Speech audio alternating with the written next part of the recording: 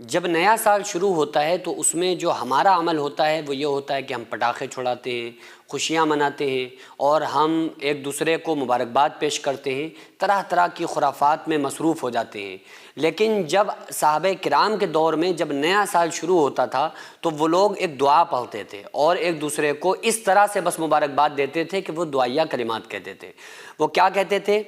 ابن حجر عسقلانی رحمۃ اللہ علیہ نے کتاب الاصابہ میں لکھا ہے کہ وہ کہتے تھے اللہم ادخلہ علینا بالامن والایمان والسلامتی والاسلام ورضوان من الرحمن وجوار من الشیطان، یعنی وہ کہتے تھے کہ اے اللہ تو ایسا کر کہ ہم اس میں اس طرح امن و امان کے ساتھ اور سلامتی اور اسلام پر قائم رہتے ہوئے داخل ہوں کہ رحمان خدا ہم سے راضی ہو اور شیطان سے ہم محفوظ ہوں۔ تو وہ ایک دوسرے کو اس طرح سے دعائیہ کلمات کہا کرتے تھے۔ اب یہ کوئی بحث نہیں ہے کہ مسلمانوں کا جو نیا سال شروع ہوتا ہے وہ محرم سے ہوتا ہے اور جو یہ تو دوسرے لوگوں یہودیوں کا نیا سال شروع ہوتا ہے جنوری سے۔ یہ تو ایک شمار کیا گیا سورج اور چاند سے۔ تو جن لوگوں نے قمری چاند کا اعتبار کیا ان کا جو مہینہ نکلا اس طرح سے اس اعتبار سے چاند کے اعتبار سے وہ محرم پہلا مہینہ ہوا، اور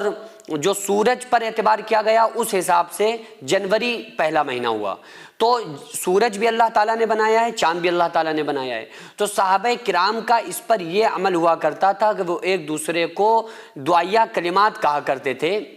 ہم کو بھی یہ کہنا چاہیے کہ ہماری جو سال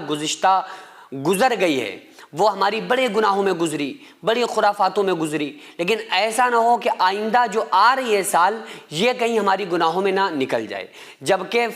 کچھ ایسے دنیا کے اندر لوگ ہوتے ہیں نا جنہیں فرشتے ڈھونڈتے ہیں اور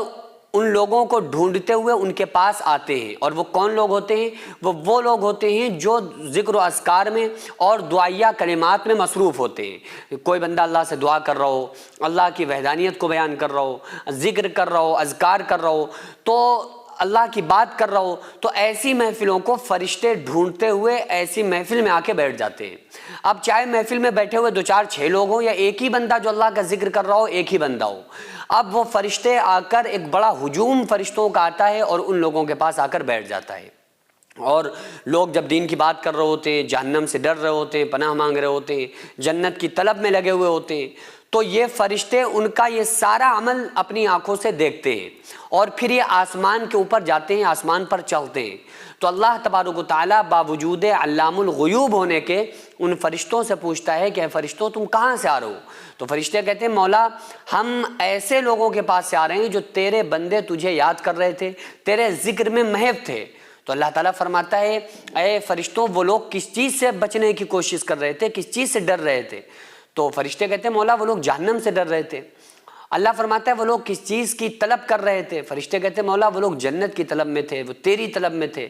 تو اللہ تعالیٰ فرماتا ہے کہ اے فرشتوں تم گواہ ہو جاؤ، میں نے ان تمام سننے سنانے والوں کی مغفرت کر دی، میں نے ان تمام لوگوں کے تمام گناہوں کو معاف کر دیا، میں نے ان کو جہنم سے نجات عطا کر دی، میں ان کو ضرور جنت عطا کروں گا۔ تو اللہ تبارک و تعالیٰ ایسے لوگوں پر، ایسے لوگوں کے عمل پر فرشتوں کو بھی گواہ بنا لیتا ہے۔ اور ہمارا جو آنے والا سال ہوتا ہے یا جو گزرا ہوا سال ہوتا ہے تو ہم یہ دیکھا کریں کہ ہماری زندگی میں سے ایک اور سال ہماری زندگی میں سے کم ہو گیا۔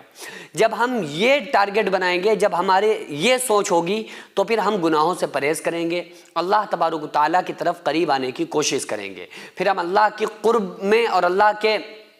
طرف آنے کی فکر ہمارے اوپر منہمک ہو جائے گی اور ہم اسی میں لگ کر اللہ تبارک و تعالیٰ کی طلب میں نکلیں گے۔ سینکڑوں ایسے غریب پریوار جو فاقہ کر کے زندگی گزار رہے ہیں اور بہت سے ایسے مجبور لوگ جو غربت کی وجہ سے بیماریوں سے جوجھ رہے ہیں اور ان کے پاس علاج کرانے کے لیے بھی پیسے نہیں ہیں، تو ان غریب فیملیز کو ہر مہینے ہماری سوسائٹی راشن دیتی ہے اور ان غریبوں کا فری میں علاج کراتی ہے۔ تو آپ لوگ ہمارے ساتھ مل کر ان بیوہ عورتوں اور یتیم بچوں کا سہارا ضرور بنیں اور ان کے راشن اور دوا علاج کے لیے زیادہ سے زیادہ تعاون کریں اور یہ ارادہ کریں کہ غریب کے بچوں کو انشاءاللہ بھوکا نہیں سونے دیں گے، اور ہر ہفتے ہر مہینے آپ لوگوں سے جو بھی ہو سکے آپ تعاون ضرور کریں۔ ان کو 10-10 سال سے جو لوگ بستر پر پڑے ہوئے ہیں انشاءاللہ تعالی ہم سب مل کر ان غریبوں کا علاج بھی کرائیں گے اور ہر مہینے انشاءاللہ تعالی ان غریبوں کو ہم راشن پہنچائیں گے۔ یہ سوسائٹی کا اکاؤنٹ نمبر ہے اور یہ اسکینر ہے، آپ لوگ اس اکاؤنٹ پر یا اس اسکینر کے ذریعے آپ غریب فیملیز کی ہیلپ کر سکتے ہیں۔